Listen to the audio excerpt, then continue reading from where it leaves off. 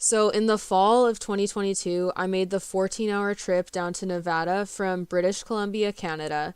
It was a 3,200-kilometer round trip to go pick up these girls. Arriving to the corrals was surreal, and I was so excited to meet my girls. I purchased two 3-year-old fillies.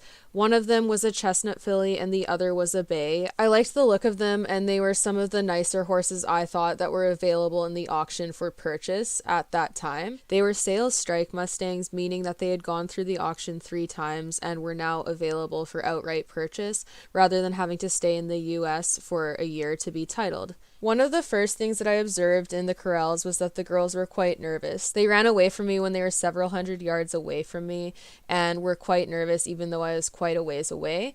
And I expected this, so I wasn't too worried about it. And I also knew that this trip would be traumatic for them because getting loaded into a trailer and moved around isn't a pleasant experience. But I hoped that it would be nice for them to be in their own place where they had a lot of space to roam and stuff to forage on and just be gentled in a really low stress way. So I was incredibly excited to get them home. We arrived back in British Columbia at 2 a.m. on October 2nd. So when I unloaded the girls, they had to be unloaded in the dark, and I watched to make sure they settled in and weren't running around anymore, and then I went home to sleep.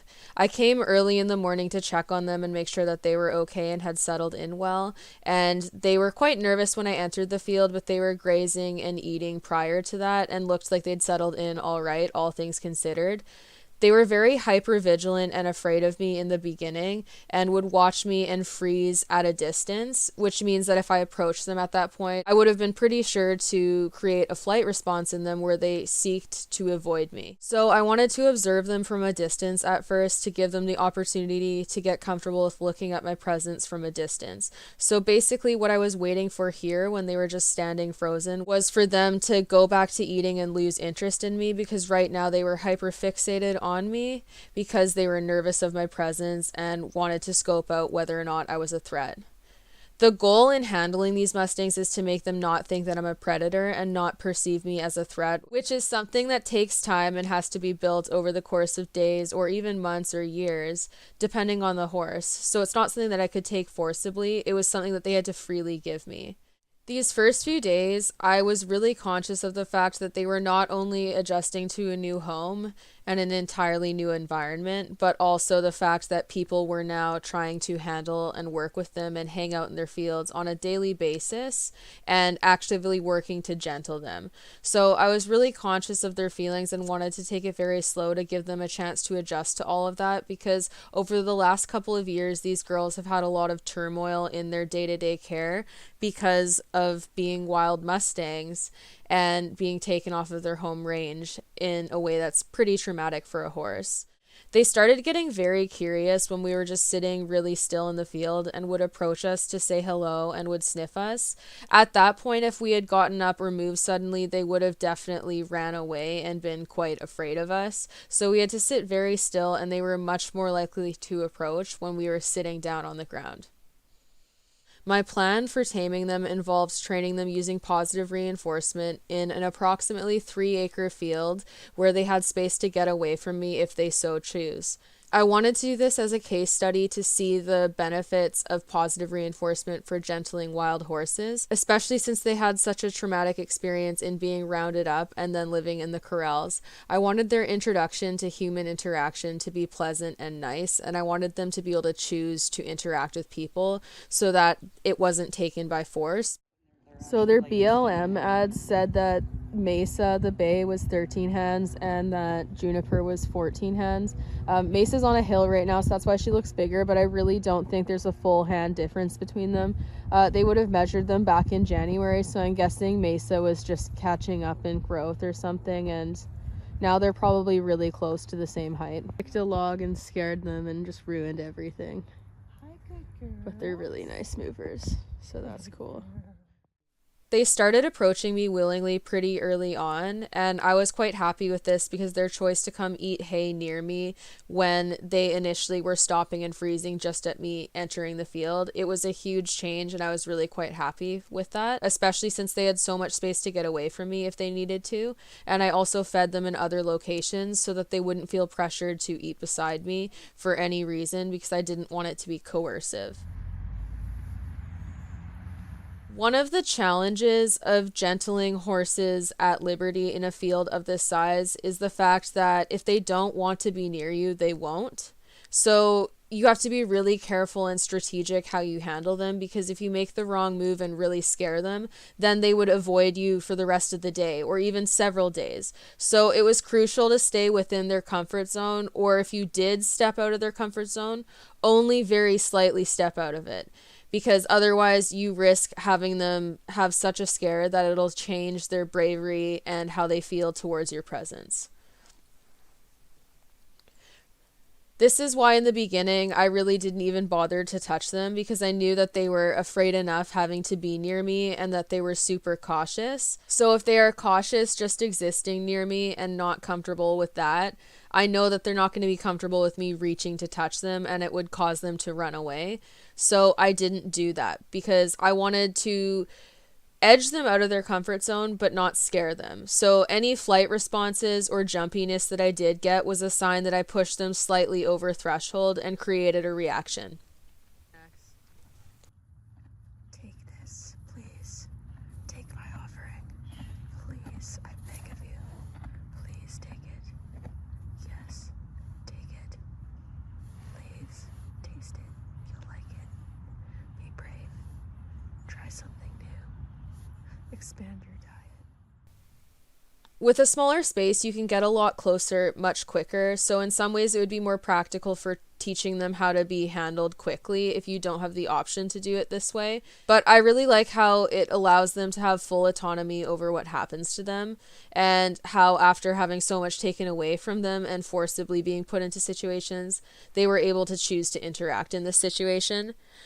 But for practicality's sake, in future horses, if I was trying to train them quickly, I would do this in a larger size pen where they could get away from me but wouldn't give them as much space as this, because it does prolong how long it takes to work with them, simply because they can just choose to be further and further away from you. And if you pursue them, then they might start running. So I was really conscious of that. And if they kept walking away from me, I took it as a sign that they didn't want to hang out. I really waited for them to approach. So I used the approach and retreat method. What this means is I would approach them until I got to a distance where they looked like they were considering backing away, and then I would take a step or two backwards and allow them to come up to me, and I would just wait there until they did. And this allowed them to approach me because they were so naturally curious and they wanted to. They needed the confidence to do so and needed me to not be perceived as a threat. So by backing off and allowing them to choose to enter my space, it made it feel less threatening, and it also started to teach them how things were going to happen. Predictability is hugely important for horses because they're hypervigilant animals. So if they can predict what's going to happen next, there's a lot less fear involved. But if they feel that they might be in danger or they're not sure what the next step is going to be, they can be quite afraid, and you can incite flight reactions simply by default of that. So I was trying to be really predictable and consistent in what I was doing with them so that they knew what would happen next. They knew if they walked towards me that I would just stand near them and hang out, and I might feed them if they're willing to take it. Oh, they're checking out my phone. Don't knock it over and scare yourself.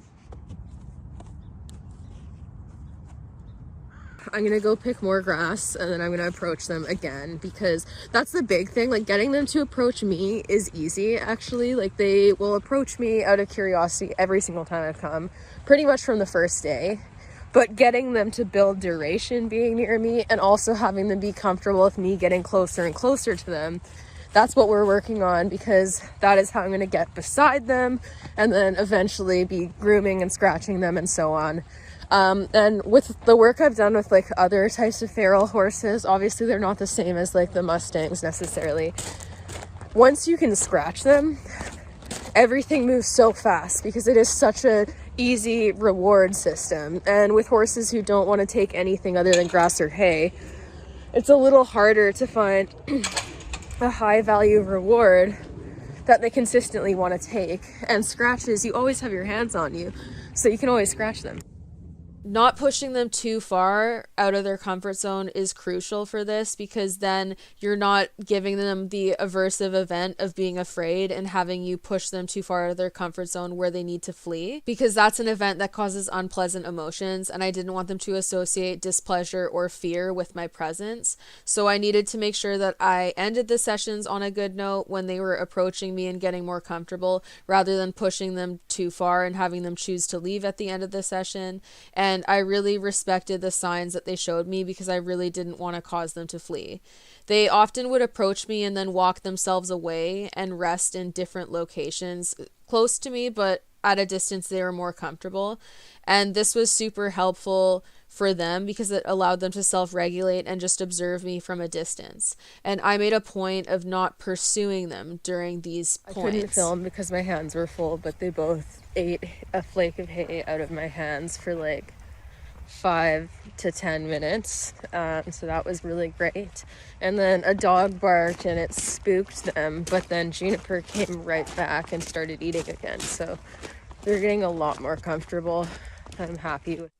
Something I really liked about working with these Mustangs, especially in the beginning, is that it was almost a meditative experience. I had to sit very still and just focus on what they were doing in the moment and really closely observe their behavior to notice the subtler signs of fear before I incited a flight reaction. It demanded from me to be very present, and it's something that I've found particularly helpful in horse training because it's taught me more and more patience and allowed me to really closely observe horse behavior and learn a lot from it, which I'm very thankful for, because these girls were very communicative in a subtle way, and if I didn't listen to those subtle signals, I would have scared them a lot more than I did in the beginning, because they didn't flee from me very much, and it wasn't due to a lack of fear. It was due to a lack of me pushing their boundaries enough where they felt the need to get away from me. And that took a lot of patience in the beginning.